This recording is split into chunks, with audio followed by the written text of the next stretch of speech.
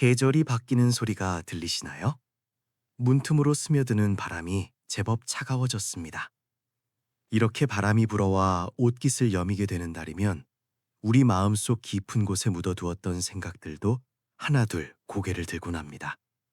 오늘은 여러분과 함께 조금 깊고 어쩌면 조금은 아플 수도 있는, 하지만 꼭 한 번은 마주해야 할 우리 삶의 인연과 빚에 대한 이야기를 아주 천천히 나누어 보려 합니다. 가끔 그런 생각해 보신 적 없으신가요? 나는 왜 이렇게 사는 게 힘들까?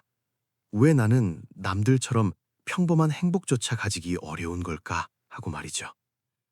주위를 둘러보면 참 이상합니다. 어떤 사람은 평생을 누군가를 사랑하느라 가슴이 새까맣게 타들어가고, 어떤 사람은 가족이라는 이름의 짐을 지고 평생 허리 한번 제대로 펴지 못한 채 살아갑니다. 또 어떤 분은 남들에게 싫은 소리 한번 안 하고 정말 착하게 살았는데도 마치 눈에 보이지 않는 무거운 돌덩이를 어깨에 짊어진 것처럼 하루하루 발을 떼는 것조차 버거워 보입니다. 도대체 누가 누구에게 빚을 졌기에, 또 누가 그 빚을 받으러 왔기에 우리네 삶은 이토록 얽히고 설킨 걸까요? 옛 어른들 말씀에 옷깃만 스쳐도 인연이라는 말이 있지요. 참 흔한 말 같지만 곱씹어 볼수록 무서운 말이기도 합니다. 지금 여러분 곁에 있는 사람, 나를 눈물 흐르게 하는 사람, 나를 잠 못 들게 하는 사람, 그 모든 만남이 결코 우연히 일어난 일이 아니라는 뜻이니까요. 오늘 우리가 나눌 이야기는 바로 이 보이지 않는 끈에 대한 이야기입니다. 많은 분이 빚을 갚는다라고 하면 돈이나 물건을 생각하시거나 혹은 내가 무슨 큰 죄를 지어서 벌을 받는 거라고 생각하십니다. 하지만 마음을 들여다보는 공부를 하다 보면 알게 됩니다. 우리가 짊어진 진짜 빚은 통장에 찍히는 숫자가 아닙니다. 그것은 바로 마음의 빚, 약속의 빚, 그리고 생명의 빚입니다. 이 빚들은 눈에 보이지 않아서 더 무섭습니다. 제때 털어내지 않으면 우리 마음속에 보이지 않는 족쇄를 채우거든요. 그래서 몸은 멀쩡한데 마음이 감옥에 갇힌 것처럼 답답하고, 도망치고 싶은데 발이 떨어지지 않는 그런 기분을 느끼게 되는 겁니다. 혹시 지금 끊어내고 싶은데 끈질기게 이어지는 관계 때문에 괴로우신가요? 피하고 싶은 책임인데 도저히 벗어날 수 없어서 숨이 막히시나요? 아니면 아주 잠깐 스쳐간 사람인데도 평생 가슴에 박힌 가시처럼 여러분을 찌르는 기억이 있나요? 만약 그렇다면 여러분이 오늘 이 영상을 보게 된 건 우연이 아닐지도 모릅니다. 어쩌면 여러분의 영혼이 이제는 그 짐을 내려놓을 때가 되었다고, 이제는 그 매듭을 풀고 자유로워질 때가 되었다고 신호를 보내는 것일 수도 있습니다. 오늘 저와 함께 그 마음의 실타래를 하나씩 아주 천천히 풀어보시지요. 부처님 말씀 중에 이런 내용이 있습니다. 모든 것은 홀로 일어나지 않는다. 이것이 있으므로 저것이 있고, 이것이 생겨나므로 저것이 생겨난다. 어려운 말 같지만 쉽게 말하면 세상에 공짜는 없다는 뜻입니다. 지금 내 눈앞에 펼쳐진 현실, 내가 겪는 아픔, 내가 만나는 사람, 이 모든 것은 아주 먼 옛날 혹은 어제, 아니면 바로 직전에 내가 심어놓은 씨앗들이 자라난 결과물이라는 겁니다. 우리는 흔히 운명이 나를 이리저리 끌고 다닌다고 생각하며 억울해합니다. 하늘도 무심하시지 왜 나한테만 일어나 하고 원망도 하죠. 하지만 마음의 눈으로 보면 다릅니다. 운명은 하늘이 내리는 게 아니라 내 마음이 지은 집입니다. 그리고 지금 내 어깨를 짓누르는 그 무거운 짐들은 사실 나를 앞으로 나아가게 만드는, 나를 성숙하게 만드는 가장 깊은 힘이기도 합니다. 옛 글에 사랑과 미움은 종이 한 장 차이라고 했습니다. 너무 사랑해서 맺힌 한, 너무 미워서 맺힌 원망, 지키지 못한 약속 때문에 생긴 미안함, 이런 것들이 사라지지 않고 먼지처럼 쌓여서 다음 생으로, 또 다음 만남으로 이어집니다. 이것을 우리는 업이라고 부르기도 하고 인연의 빚이라고도 부릅니다. 이 빚은 우리가 알든 모르든 우리 삶을 움직입니다. 왜 어떤 사람은 태어날 때부터 가시밭길을 걸을까요? 왜 어떤 사람은 자꾸만 나쁜 사람만 만나서 상처를 입을까요? 왜 아무리 노력해도 제자리 걸음인 것 같을까요? 그 답은 우리 기억 저편에, 우리가 잊고 지냈던 지난날의 마음에 숨어 있습니다. 어느 큰 스님께서 이런 말씀을 하셨습니다. 남에게 빚진 것은 반드시 갚아야 하고 남이 나에게 빚진 것은 물 흐르듯 잊어버려라. 그래야 비로소 진짜 자유로운 사람이 된다. 이 말은 억지로 희생하라는 뜻이 아닙니다. 내가 손해보고 살라는 뜻도 아닙니다. 이것은 마음의 저울을 평평하게 맞추라는 뜻입니다. 빚은 벌이 아닙니다. 우리 영혼이 무언가를 배우고 깨닫고 더 넓어지기 위해 스스로 선택한 공부거리입니다. 그렇다면 우리가 짊어진 빚은 도대체 어떤 모양을 하고 있을까요? 그리고 그 빚을 어떻게 해야 아름답게 갚고 가볍게 떠날 수 있을까요? 이 질문에 대한 답을 찾기 위해 제가 아주 오래된 이야기 하나를 들려드리겠습니다. 이 이야기는 남의 이야기가 아닙니다. 어쩌면 바로 저의 이야기이고 또 여러분의 이야기일지도 모릅니다. 편안한 마음으로 이야기 속으로 함께 걸어 들어가 보시죠. 한국의 어느 깊은 산골짜기, 인적조차 드문 곳에 무연함이라는 작은 암자가 있었습니다. 연이 없는 곳이라는 이름처럼 세상의 시끄러운 인연들을 다 끊어내고 싶은 사람들이 찾아오는 곳이었죠. 그곳에는 세월의 흔적이 켜켜이 내려앉은 낡은 기와집과 그보다 더 오래된 깊은 눈빛을 가진 노스님이 한 분 계셨습니다. 사람들은 그 스님을 해정 스님이라 불렀는데 그분 앞에만 앉으면 마치 내 속마음을 거울로 비추는 것처럼 다 들킨다고 해서 두려워하면서도 존경했습니다. 이야기는 어느 해 봄, 온 산에 진달래가 붉게 피어나던 늦은 오후에 시작됩니다. 해가 뉘엿뉘엿 넘어가며 산자락을 붉게 물들이던 그때 한 젊은 청년이 비틀거리는 걸음으로 암자 마당에 들어섰습니다. 이름은 지훈이라고 했습니다. 30이 갓 넘은 나이였지만 그의 얼굴은 마치 60 넘은 노인처럼 생기가 없고 잿빛이었습니다. 그는 잘 다니던 직장도 그만두고 결혼을 약속했던 사람과도 헤어지고 마치 무엇에 쫓기듯 도망쳐 이곳까지 온 것이었습니다. 지훈 씨는 법당 마루에 걸터 앉아 계신 해정 스님을 보자마자 털썩 무릎을 꿇고 울음을 터뜨렸습니다. 굵은 눈물이 뚝뚝 떨어져 마른 흙바닥을 적셨습니다. 스님, 제가 도대체 전생에 무슨 죽을 죄를 지었기에 이럽니까? 왜 저는 도망치려 하면 할수록 더 깊은 늪에 빠지는 겁니까? 그 여자가 제 옛 연인이 저를 놓아주지 않습니다. 저는 할 만큼 했습니다. 제 모든 걸 다 주었고 빚까지 내가며 뒷바라시했고 그러다 지쳐서 헤어지자고 했습니다. 분명히 끝난 사이인데 그 사람은 여전히 저를 원망하고 저주하고 꿈속까지 찾아와 저를 괴롭힙니다. 마치 빚받으러 온 저승사자 같아요. 제가 전생에 그 사람 돈이라도 떼어먹은 걸까요? 아니면 그 사람 가족이라도 해친 걸까요? 너무 무섭고 힘이 듭니다. 지훈 씨의 목소리는 떨리고 있었습니다. 억울함과 공포, 그리고 알 수 없는 죄책감이 뒤섞인 목소리였죠. 스님은 쥐고 있던 빗자루를 내려놓고 그저 묵묵히 청년을 바라보셨습니다. 스님의 눈빛에는 비난도 동정도 없었습니다. 그저 잔잔한 호수 같은 눈빛이었죠. 한참의 침묵이 흐른 뒤 스님이 입을 여셨습니다. 젊은이, 자네는 지금 그 사람이 자네를 쫓아온다고 생각하는가? 네, 그렇습니다. 전화번호를 바꿔도 이사를 가도 직장을 옮겨도 어떻게든 알아내서 연락이 옵니다.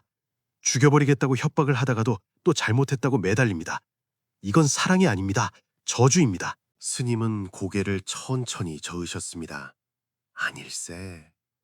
자네는 그 사람이 자네를 올가맨다고 생각하지만 사실은 자네가 자네 마음으로 만든 감옥에 갇혀 있는 게야. 지훈 씨는 기가 막혔습니다. 피해자는 자신인데 자기가 만든 감옥이라니요? 스님, 그게 무슨 말씀입니까? 저는 정말 잘못한 게 없습니다. 그 사람의 불행까지 왜 제가 다 책임져야 합니까? 스님은 대답 대신 마당 한가운데 서 있는 거대한 느티나무를 가리키셨습니다. 아름드리 나무는 수많은 가지를 뻗어 하늘을 가리고 있었습니다. 저 나무가 얼마나 된 것 같으냐? 300년은 좋게 넘었지. 아주 오래전, 그러니까 300년 전에 한 나무꾼이 폭우를 피해 저 나무 밑으로 들어왔다네. 그는 가난했고 병들었고 세상에 홀로 남겨진 외톨이였지. 그는 저 나무 밑에 웅크리고 앉아 밤새도록 세상을 원망했어. 왜 나만 이렇게 불행한가? 왜 하늘은 나를 버렸는가? 그 원망이 얼마나 깊고 사무쳤는지 그가 흘린 눈물과 한숨이 저 땅속 깊이 스며들어 아주 쓴 풀이가 되었다네. 그 뒤로 저 나무 근처에 오는 사람들은 이유 없이 마음이 무거워지고 슬픈 일을 겪게 되었지. 그건 나무의 잘못이 아니야. 그 땅에 심어진 원망의 기운이 너무 강해서 그런 게지. 지훈 씨는 멍하니 나무를 올려다보았습니다. 바람에 나뭇잎이 흔들리는 소리가 마치 누군가의 울음소리처럼 들렸습니다. 스님, 그래서요? 그 나무꾼 이야기가 저랑 무슨 상관입니까? 스님은 청년의 눈을 똑바로 응시하며 가슴을 서늘하게 만드는 한마디를 던지셨습니다. 그 나무꾼이 바로 자네의 진한 모습일세. 네? 자네가 아주 오래전, 어쩌면 기억도 나지 않는 그 옛날에 품었던 깊은 원망, 누군가를 향한 지독한 미련, 그리고 지키지 못한 약속들이 모양을 바꾸어 지금 자네를 찾아온 게야. 자네는 그 여자분이 자네를 안 놔준다고 생각하지만 사실은 자네가 과거에 맺어놓고 풀지 않은 그 매듭이 자네 발목을 잡고 있는 것이네. 두 사람은 그저 우연히 만나 헤어지는 남녀 사이가 아니야. 아주 긴 세월 동안 빚을 주고받으며 얽혀온 때려야 뗄 수 없는 채무 관계인 게지. 지훈 씨는 다리에 힘이 풀려 주저앉고 말았습니다. 스님은 청년에게 다가가 어깨를 토닥이며 말씀을 이으셨습니다. 사람이 이 세상에 태어날 때 가장 먼저 잊어버리는 게 뭔지 아느냐? 바로 자기가 했던 맹세, 갚지 못한 마음, 그리고 자신이 심어놓은 원인이다. 그걸 다 기억하면 너무 괴로워서 살 수가 없거든. 그래서 하늘이 망각이라는 약을 준 게야. 하지만 기억은 지워져도 빚은 사라지지 않는다. 네가 이 힘든 인연을 정말로 끊고 싶다면 도망쳐서는 안 된다. 네가 갚지 못한 3가지 빚을 알아내야 해. 그중 하나라도 갚지 못하면 지구 반대편으로 도망쳐도 그 빚은 그림자처럼 너를 따라갈 것이다. 청년의 심장이 쿵쿵 뛰었습니다. 도망칠 수 없다니. 스님, 그 3가지 빚이 무엇입니까? 알려주십시오. 제가 무엇을 갚아야 합니까? 스님은 법당 안으로 들어가 촛불 하나를 켜들고 나오셨습니다. 그리고 그 작은 불빛을 지훈 씨 앞에 내려놓으셨죠. 그 여인이 너를 아프게 하는 건 너를 괴롭히려는 게 아니다. 이제는 돌려줘야 할 때가 되었다고. 잊어버린 약속을 기억해내라고 네 영혼을 두드리는 신호야. 이 3가지 빚을 모르면 사람을 바꾸고 장소를 바꿔도 똑같은 고통이 반복될 거다. 오늘 밤 이 촛불이 다 타들어갈 때까지 네 마음속을 들여다보거라. 그날 밤 산사의 밤은 깊고 어두웠습니다. 지훈 씨는 촛불 앞에 앉아 밤을 새웠습니다. 내가 뭘 잘못했을까? 나는 최선을 다했는데. 하지만 스님의 말씀이 귓가에 맴돌았습니다. 네가 잊어버린 약속, 네가 심어놓은 원망. 다음날 새벽 푸르스름한 안개가 산을 휘감고 있을 때 스님은 지훈 씨를 데리고 암자 뒤편 대나무 숲으로 갔습니다. 아침 이슬을 머금은 대나무들이 바람에 스치며 사락사락 소리를 냈습니다. 여기 앉아서 눈을 감고 귀를 기울여 보거라. 세상의 소리가 아니라 네 마음의 소리를 들어라. 지훈 씨는 차가운 바위에 앉아 눈을 감았습니다. 처음에는 온갖 잡생각이 떠올랐습니다. 억울함, 분노, 슬픔. 하지만 시간이 지나고 대나무 숲의 바람 소리에 집중하자 마음이 차분하게 가라앉기 시작했습니다. 그때였습니다. 깊은 무의식 속에서 누군가의 긴 한숨 소리가 들리는 듯했습니다. 지훈 씨가 깜짝 놀라 눈을 떠보니 환영처럼 백발의 노인이 지팡이를 짚고 자신을 내려다보고 있었습니다. 꿈인지 생시인지 알 수 없는 몽환적인 순간이었죠. 누구십니까? 지훈 씨가 떨리는 목소리로 물었습니다. 노인은 슬픈 눈으로 말했습니다. 나는 네가 갚지 못한 약속이다. 약속이라뇨? 저는 당신을 모릅니다. 기억하지 못할 뿐 인연은 사라지지 않는다. 노인의 목소리는 바람 소리처럼 흩어졌지만 지훈 씨의 가슴에는 천둥처럼 울렸습니다. 아주 오래전 너와 나는 서로 의지하던 친구였다. 그때 너는 내 손을 잡고 맹세했지. 평생 함께하겠다. 어떤 일이 있어도 너를 지켜주겠다라고. 하지만 내가 병들고 짐이 되자 너는 내 손을 놓고 돌아섰다. 미안하다는 말 한마디 없이 너는 너의 살 길을 찾아 떠났지. 나는 그 자리에 홀로 남겨져 너를 기다리다 눈을 감았다. 지훈 씨의 머릿속에 마치 영화 필름처럼 흐릿한 장면이 스쳐 지나갔습니다. 눈 내리는 벌판, 누군가를 뒤로 한 채 급하게 발걸음을 옮기는 자신의 뒷모습, 그리고 가슴 한구석을 찌르는 알 수 없는 죄책감. 아, 그게 나였나? 노인은 말을 이었습니다. 너는 떠나면 자유로워질 줄 알았겠지만 오히려 갚지 못한 그 약속이 족쇄가 되어 네 영혼을 묶어버린 것이다. 지금 네 곁에서 울고 있는 그 여자가 보이느냐? 그 여자가 바로 그때 네가 다 받지 못한 마음, 그 기다림의 그림자다. 그녀가 너를 괴롭히는 게 아니다. 네가 과거에 내팽개친 책임이, 네가 외면했던 그 약속이 지금 너를 부르고 있는 거야. 지훈 씨는 고개를 떨구고 흐느꼈습니다. 지금의 여자친구가 단순한 집착녀가 아니라 내 영혼이 풀어야 할 숙제였다는 것을 깨달은 순간이었습니다. 그럼 제가 어떻게 해야 합니까? 다시 그 사람에게 돌아가야 합니까? 노인은 고개를 저으며 서서히 사라졌습니다. 돌아가는 게 갚는 게 아니다. 마음을 알아주는 게 갚는 것이다. 환영이 사라지고 지훈 씨는 다시 현실의 대나무 숲에 앉아 있었습니다. 땀이 비 오듯 흘렀습니다. 그는 비틀거리며 스님께 돌아왔습니다. 스님, 보았습니다. 제가 비겁했습니다. 제가 도망쳤습니다. 혜정 스님은 마당을 쓸던 빗자루를 멈추고 지훈 씨를 바라보셨습니다. 그래, 이제야 보았구나. 스님, 제가 정말 그 사람에게 빚을 진 거군요. 그렇다. 빚이란 건 남이 갚으라고 독촉해서 빚이 아니다. 네가 너 스스로에게 했던 다짐, 지키지 못한 양심이 바로 빚이다. 네가 뱉은 말은 허공으로 흩어지는 게 아니라 운명이 되고 네가 외면한 마음은 빚이 되어 돌아오는 법이다. 스님은 지훈 씨를 퇴마루에 앉히고 차 한 잔을 따르며 말씀하셨습니다. 잘 듣거라. 너에게는, 그리고 우리 모두에게는 살면서 반드시 갚아야 할 세 가지 빚이 있다. 첫째는 마음의 빚, 정체, 즉 정체다. 가장 풀기 어렵고 끈질긴 빚이지. 사랑만 빚이 아니다. 누군가를 미워했던 마음, 질투했던 마음, 혹은 누군가에게 주었던 상처도 다 빚이다. 우리는 흔히 정 떼는 게 제일 무섭다라고 하지 않나? 마음은 가장 강력한 접착제와 같다.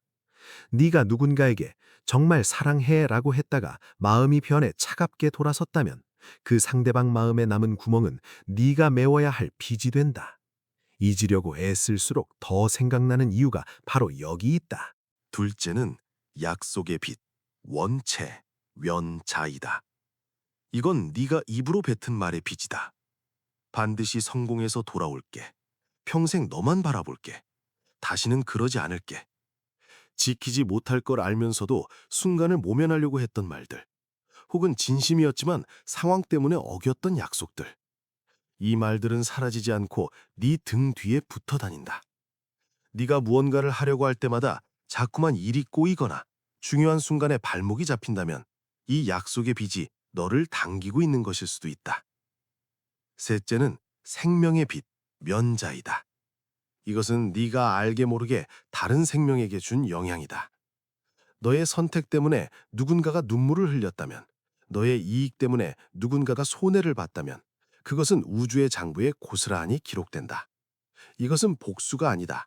그저 균형을 맞추려는 자연의 이치다. 네가 던진 돌에 맞은 개구리의 아픔을 언젠가는 너도 똑같이 느껴봐야 그 무게를 알기 때문이다. 지훈 씨는 떨리는 목소리로 물었습니다. 스님, 너무 무섭습니다. 저는 그저 평범하게 살고 싶었을 뿐인데 이 빚들을 다 갚지 못하면 저는 영영 행복해질 수 없는 겁니까? 스님은 빙그레 웃으셨습니다. 그 미소가 참으로 따뜻했습니다. 겁먹을 것 없다. 빚은 갚으면 그만이다. 그리고 이 빚을 갚는 방법은 생각보다 아주 간단하다. 돈으로 갚는 게 아니니까.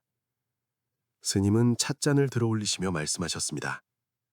빚을 갚는다는 건 꼭 그 사람과 다시 잘 지내야 한다는 뜻이 아니다. 억지로 다시 만나서 고통받으라는 뜻은 더더욱 아니지.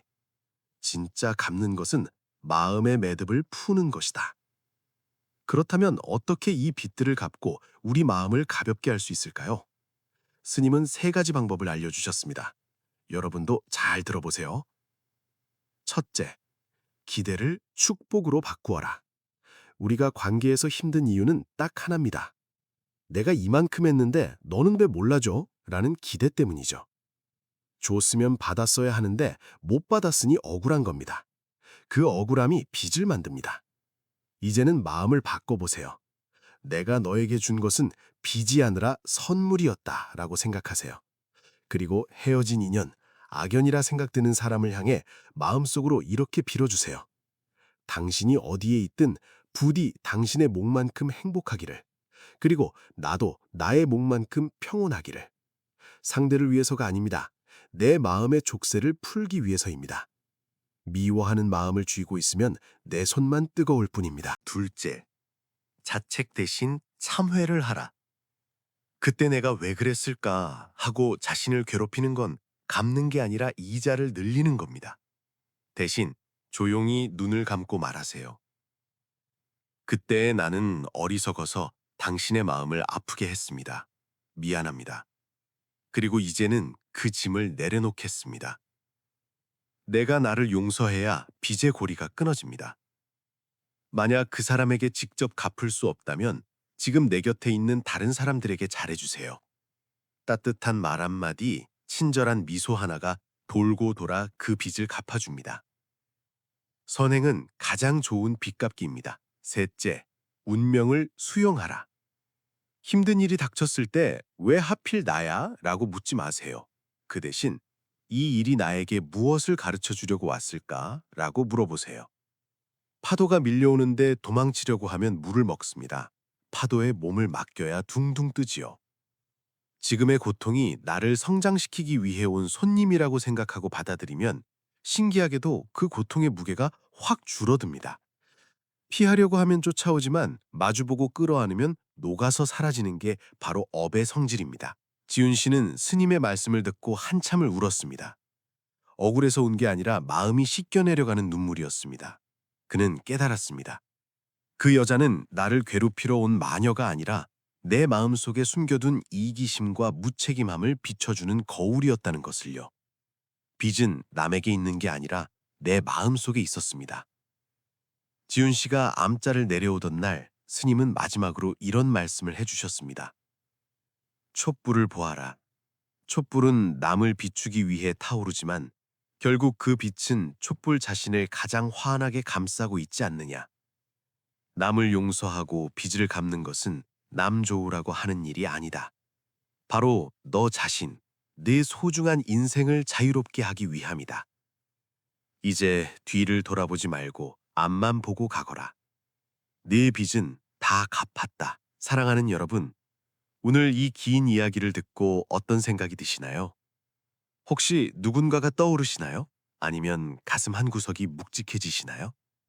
그렇다면 지금이 바로 그때입니다. 마음의 짐을 내려놓을 때 말이죠. 인생은 어차피 잠시 머물다 가는 여행입니다. 무거운 가방을 메고 여행하면 아름다운 풍경이 눈에 들어오지 않겠지요. 미움의 가방, 후회의 가방, 집착의 가방. 이제는 하나씩 내려놓으셔도 됩니다. 나는 빚진 것도 없고 받을 것도 없다. 나는 이제 자유롭다. 오늘 밤 잠들기 전에 가만히 가슴에 손을 얹고 이렇게 속삭여 보세요.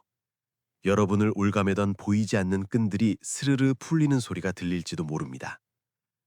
사람이 산다는 건 결국 빚을 갚으며 서로의 모난 부분을 둥글게 다듬어가는 과정이 아닐까 싶습니다. 아팠던 만큼 성숙했고 잃어버린 만큼 비워냈으니 여러분은 이미 충분히 갚으셨습니다. 이제 마음 편히 쉬셔도 됩니다. 여러분의 모든 인연이 선한 끝을 맺기를, 그리고 여러분의 내일이 오늘보다 조금 더 가볍고 따뜻하기를 저 먼 산사의 풍경 소리에 실어 기도하겠습니다.